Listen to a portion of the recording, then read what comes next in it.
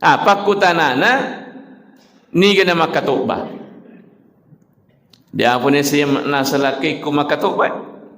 Ku manana macammu. Tapi ku makatubah dia caui. Jadi begini. Khutbahnya hari raya itu adalah sunnah. Sunnah hukumna. Berarti bisa saja diri saya muliakan. Orang sholat hari raya tidak mesti ada khatibnya dalam keadaan darurat dia. Ya. Dia nama dia agak asa hukumna. Ya, asa hukumna. Ya. Ya, misalnya juga ya kok kebetulan misalnya kok masjid ya persis ya rosero pure hubungi misalnya pakatoba tiba-tiba berhalangan tetap tidak bisa hadir. Dia apa gaga di makatoba. Nah, Pak biasa tu dia kasih dia ya.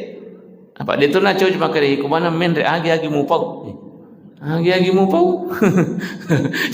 jadi sehingga tidak bisa hadir. Ya jangan ada khutbahnya. Beda dengan sholat Jumat.